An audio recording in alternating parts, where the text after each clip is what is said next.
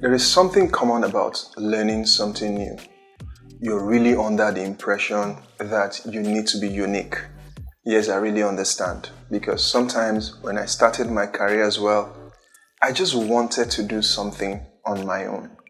Now, the cool thing about that kind of perception or perspective is it helps you to really try to be creative. But in real sense, when we look at it critically, it's also some of the factor that is drawing you back in achieving something quicker. In this very edition, we're going to be looking at 8 things you should do rather than trying to be unique. And the first is building a strong foundation. You see, when you try to learn something new, the most important thing is understanding the foundation of that very industry you're trying to venture into, or anything at all you're trying to learn. The foundation is key, because at the end of the day, every other thing is a building block towards that very foundation. The second aspect to this is skill development. The truth is, for you to be really effective, you need to practice a lot. You see, one thing about normal school, conventional schools that we go to is a lot of time we do a lot of theoretical work. But in real sense, what we really need to also add is practice. Whatever you're learning and you don't practice it, it's just like you watching a movie. In fact, it's even worse than watching a movie because you would forget. Oftentimes, the way the instructor is saying it is not the way your brain can store it. Sometimes you need to reformat it, and the best way to reformat such thing is through practice. So do a lot of practice. The next is you need to learn from your mistakes. Oftentimes we make a lot of mistakes, right? It's not the time to feel bad. Just pay attention to the mistakes, right? And be determined to always improve every time you try again. Now, there are some things that you need to try over and over again before you get perfection, but you just need to really understand that first try is not always good. So you need to try multiple times, then adjust based on the mistakes you saw, and over time you improve over it. Okay, so the next thing is you need to also reduce pressure. You see, when you're learning, there are just so many things that is expecting a lot from you. Your peers are expecting a lot from you. The instructor is expecting a lot from you. Even you yourself are expecting a lot from yourself. You need to understand that you need to manage all of this pressure. And the best way to do it is stick to things that you're doing project by project. Try as much as you can not to venture into something without finishing another thing. In fact, if there's anything to gain out of this video, learn to finish what you started. So if you start any project, make sure you push it to the end. Number 5 on my list is incremental progress. Now, it is important that you understand that little things make a difference. Like little things actually translate into the difference you're trying to achieve.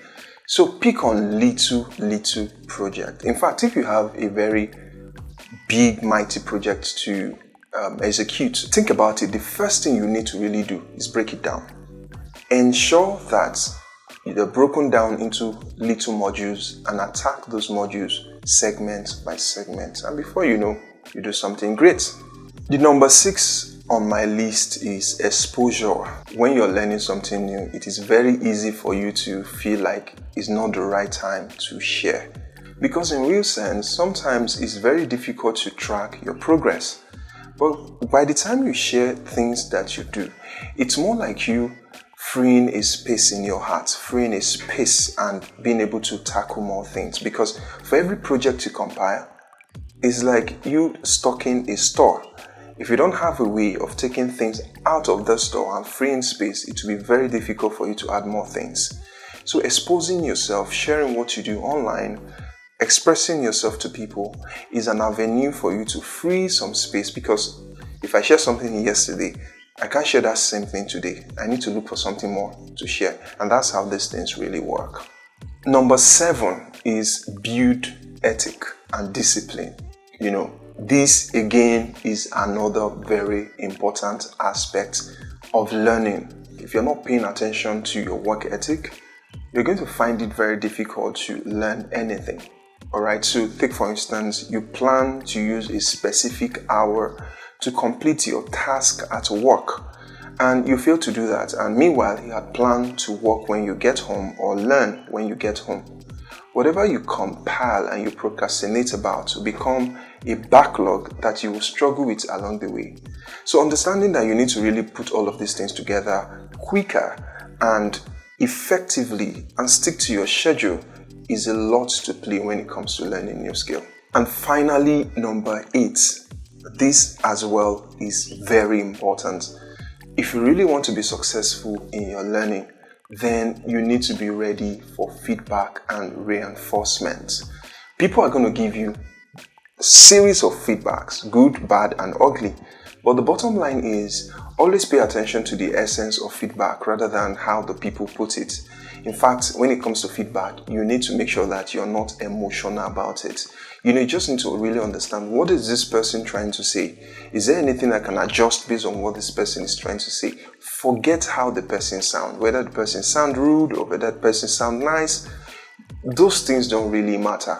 What really matters is, can you really translate what people are saying, the feedback you're getting, make some adjustments in order to improve what you're doing? And if you can take feedback in that manner, you won't really listen to what people are saying negatively about what you do. Rather, you pay attention to what really matters and make adjustments to improve your content or your project.